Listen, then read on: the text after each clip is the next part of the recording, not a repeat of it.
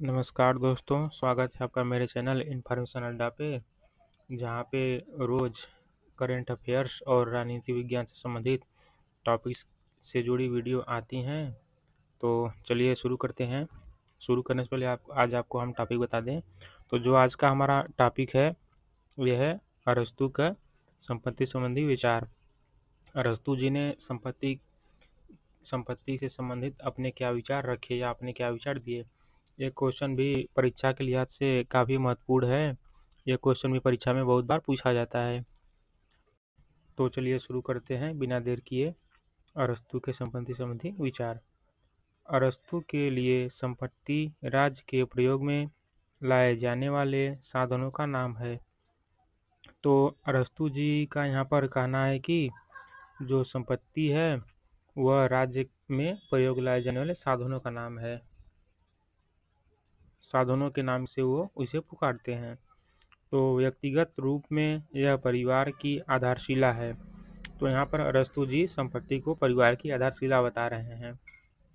बिना संपत्ति के कोई अच्छा परिवार सुख शांति से नहीं रह सकता। और अरस्तु जी यहाँ पर कह रहे हैं कि अगर किसी भी परिवार के पास संपत्ति नहीं है, धन नहीं है, तो वह अपने जीवन में सुखी और शांति से नहीं रह सकता। वह हमेशा परेशान रहेगा। और सही भी बात है, जैसा कि हम लोग अपने जीवन में देखते हैं। इसके अभाव में परिवार अपनी दैनिक आवश्यकताएं पूरी नहीं कर सकता। तो यहाँ पर अरस्तु जी कह रहे हैं कि यदि किसी व्यक्ति के पास संपत्ति की कमी है तो वो अपने जीवन में जो ज़रूरत की वस्तुएं हैं उन्हें नहीं उनकी पूर्ति नहीं कर सकता। संपत्ति एक प्राकृतिक संस्था है। यहाँ पर अरस्तु जी संपत्ति को एक प्राकृतिक संस्था बता रहे हैं। मनुष्य की भोजन, कपड़ा, मकान आदि की आधारभूत आवश्यकताएं भी संपत्ति के बिना पूरी नहीं हो सकती। तो यहाँ पर अरस्तु जी कह रहे हैं कि जो मनुष्य की दैनिक आवश्यकताएं हैं, भोजन हो, कपड़ा हो, मकान हो, तो ये जो मनुष्य के जीवन की आधारभूत आवश्यकताएं हैं, इनकी भी पूर्ति बिना संपत्ति के नहीं हो सकती। जो संपत्ति का विरोध करते हैं उन्हें मानव प्रकृति और मानव आवश्यकताओं का सही ज्ञान नहीं है। अरस्तु जी कहते हैं कि कुछ लोग कहते हैं कि संपत्ति जरूरी नहीं होती, लेकिन उन्हें यहाँ पर अरस्तु जी कह रहे हैं कि उन्हें मानव आवश्यकताओं का सही ज्ञान नहीं है, इसलिए वो विरोध कर रहे हैं। और आगे देखते हैं। अरस्तु के अनुसार संपत्ति दो प्रकार की होती है। पहला निर्जीव संपत्ति और दूसरा सजीव संपत्ति। अरस्तु जी के हिसाब से यहाँ पर संपत्ति दो प्रकार की है, एक सजीव संपत्ति और एक निर्जीव संपत्ति।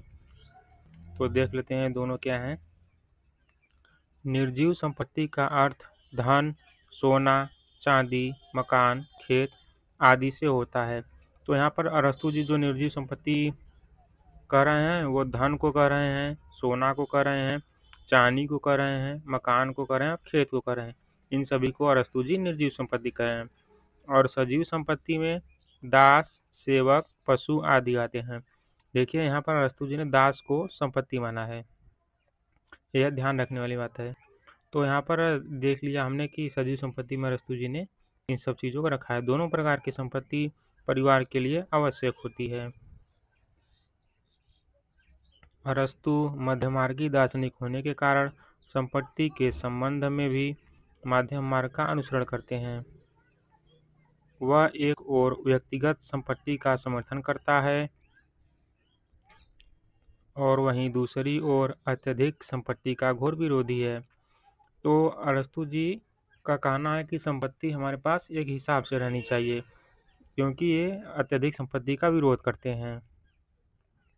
उसकी संपत्ति साध्य नहीं बल्कि साधन है। एक साधन के रूप में इसका उत्पादन आवश्यकताओं के अनुकूल ही होना चाहिए। तो अरस्तु जी कह रहे हैं कि संपत्ति को हमें अपने साधन के रूप में अपनाना चाहिए तथा संपत्ति सीमाओं के अंदर ही रहनी चाहिए और हमें एक निश्चित सीमा में ही संपत्ति रखनी चाहिए। इसका अत्यधिक बढ़ जाना या इसके पीछे पागलों की तरह भागना किसी भी समाज के पतन का कारण बन सकता है। तो अरस्तु जी यहाँ पर कह रहे हैं कि संपत्ति के पीछे एकदम पागल हो जाना कि बहुत ज़्यादा संपत्ति अर्जित करना, ये समाज के पतन का कारण होती है। अरस्तु मानते हैं कि समाज में उतनी संपत्ति उतनी हो जितनी अच्छे जीवन के लिए आवश्यक हो और जितनी की नागरिकों की स्वीकृति मिल सके। तो अरस्तु जी यहाँ पर कह रहे हैं कि एक अच्छे जीवन के लिए आवश्यकता के हिसाब से ही संपत्ति होनी चाहिए। राज्य को संपत्ति की सुरक्षा की उचित व्यवस्था करनी चाहिए। और यहाँ पर कह रहे हैं कि अपने संपत्ति की सुरक्षा की उचित व्यवस्था करनी चाहिए। अरस्तु यद्यपि संपत्ति पर व्यक्ति का अधिकार मानता है, लेकिन वह उसको समाज हित तथा स्वीकृति से जोड़ देता है। अरस्तु जी का कहना है कि संपत्ति आप इकट्ठा करिए, भले आपका अधिकार है संपत्ति इकट्ठा करना, लेकिन आप उस संपत्ति का जो उपयोग है वो समाज के हित के लिए करें, न कि अपने स्वहित के लिए। अरस्तु उत्पादन की दृष्टि से संपत्ति को प्राकृतिक, मानवीय तथा अप्राकृतिक में विभाजित करता है। प्राकृतिक या मानवीय संपत्ति प्रकृति की मदद से मनुष्य परिश्रम द्वारा पैदा करता है। कृषि, पशुपालन तथा वस्तुओं का निर्माण इसी प्रकार की संपत्ति है। और प्राकृतिक संपत्ति का उपार्जन मनुष्य लाभ या लालच से करता है। तो अरस्तु जी का कहना है कि जो प्राकृतिक संपत्ति है वो आपका कृषि, पशुपालन, वस्तुओं का निर्माण, इन सब से होता है, मतलब कि जो सही संपत्ति है। और अप्राकृतिक या जो गलत संपत्ति है उनको मनुष्य लाभ में एकत्रित करता है या लालच से करता है उनका एकत्रीकरण, जैसे सूद लेना, लाभ कमाना, जमाखोरी करना। तो ये सब अप्राकृतिक संपत्ति है। और यहाँ पर अरस्तु जी इसे दानवी कर रहे हैं।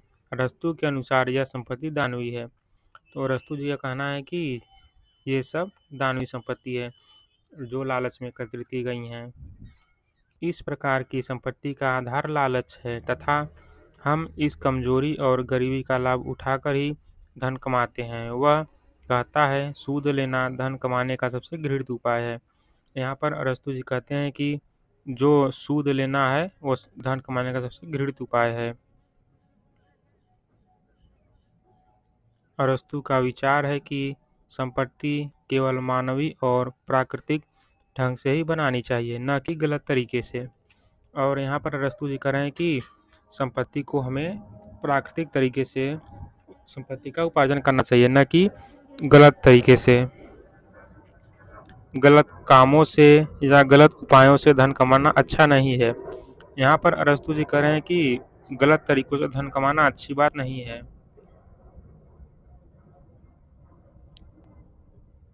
अरस्तु जी धन और संपत्ति के बंटवारे पर कहते हैं कि संपत्ति का जो बंटवारा है वह न्याय के हिसाब से होना चाहिए।